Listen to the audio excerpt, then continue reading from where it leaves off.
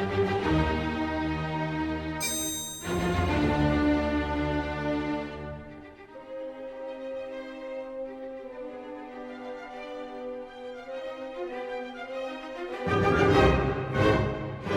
all, and welcome back to another Tale of Woe. I am your humble storyteller, Tim, and today another tale from one of my home games. This is when a group was level 2, and they were making their way through the Sunless Citadel. They were just on the first level of the Sunless Citadel.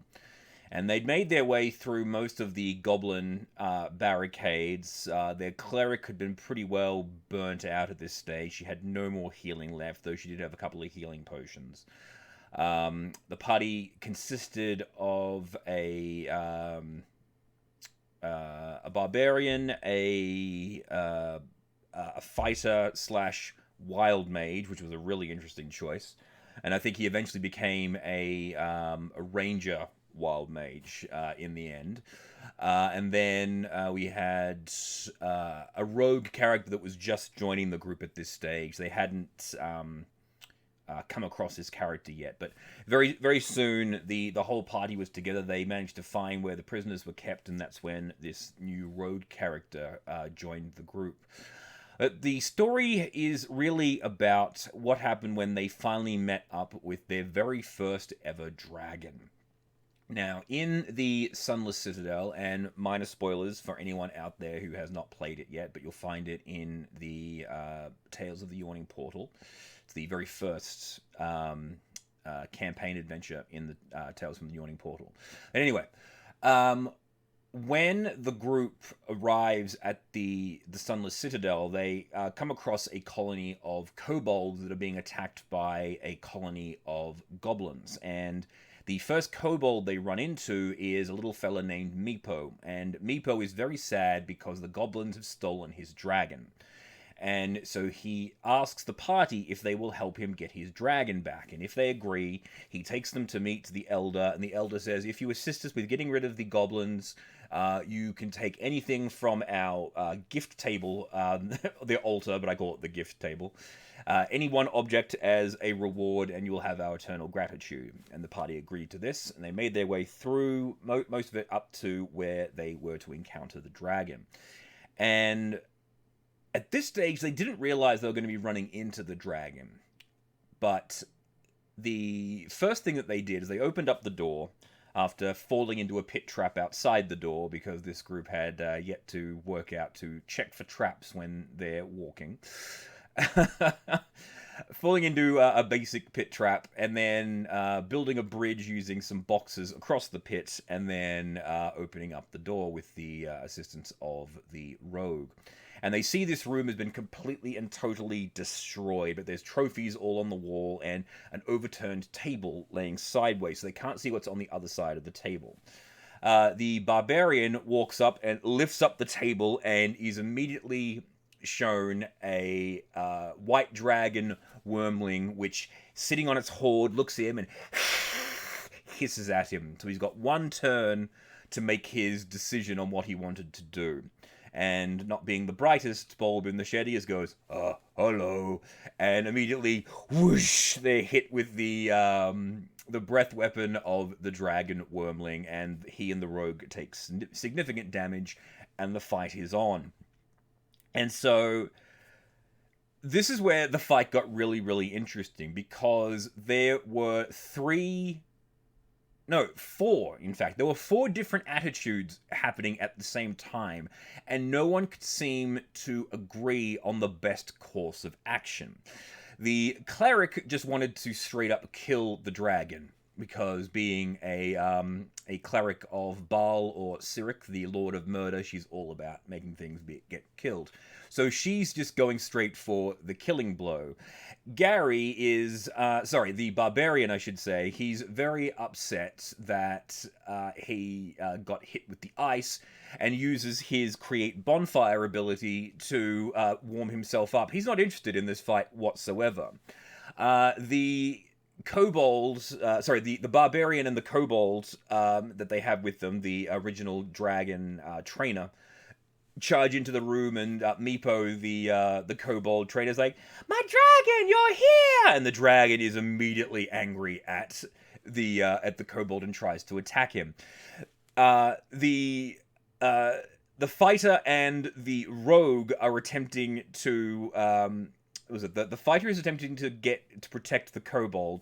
The rogue is attempting animal handling on the dragon.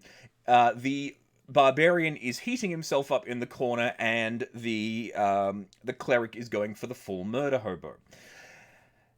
Second round comes along. The fighter decides that he wants to attempt to restrain the dragon, and being a very large minotaur, is able to do so. So he climbs upon the dragon's back and basically stands on his wings and holds him around the neck so that he can't do an attack.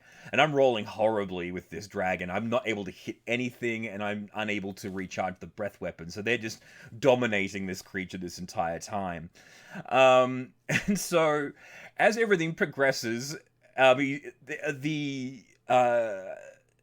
barbarian is now joining in with the rogue, with trying to calm it down. But now the rogue has switched to what the switching to what the fighter was doing.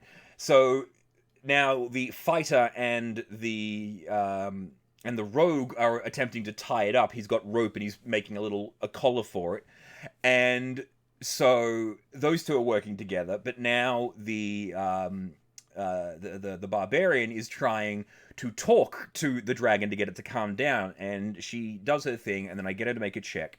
And the way that I'd figured it would work is that it's going to take several turns to get this dragon to calm down.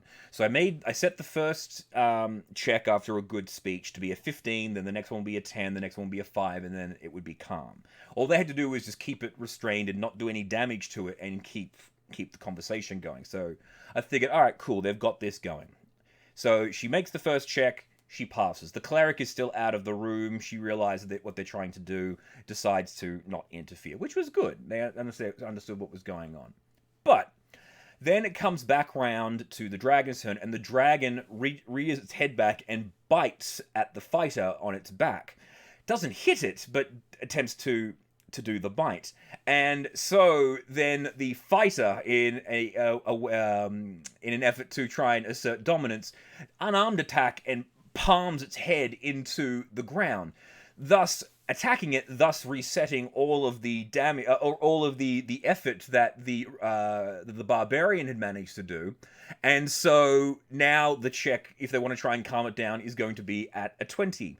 And so as this whole thing ends up going on, they end up running through this whole thing. They know they're not going to be able to calm this thing down because they keep telling it to calm down and punch it. It's like, calm down, calm down.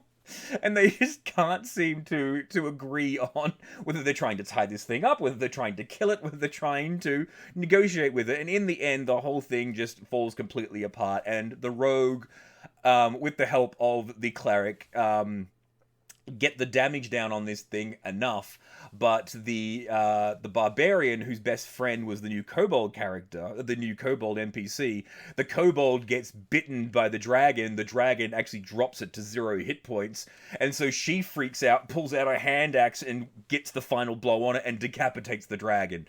So even though they could have potentially gone for a non-lethal, they completely kill this creature. But they now have a dead dragon wormling and have failed. In half of their quest. However, they did fight their very first dragon in a dungeon, and I guess that's what Dungeons and Dragons is all about. But yeah, I will say the lesson that I learned from this one here, and if anyone else can indeed learn a lesson from this tale, it is that if you are in a fight, remember that you can communicate with each other about what your plan actually is, and at least try and get some sort of cohesive plan together when fighting a creature that could potentially wipe them out. Because if I had some decent enough rolls, like actually hitting at all or recharge its breath weapon, 1 or 2 times, they would have been in a hell of a lot of trouble. They just got very lucky in the fact that I was unable to roll as well as I would have liked in that fight to make it interesting. But it was quite indeed a comedy of errors that turned out somehow successful. So take your good with the bad. So I hope you have enjoyed this tale of woe. I have been your humble storyteller, Tim, and be sure to come back for more in the next tale of woe. Bye.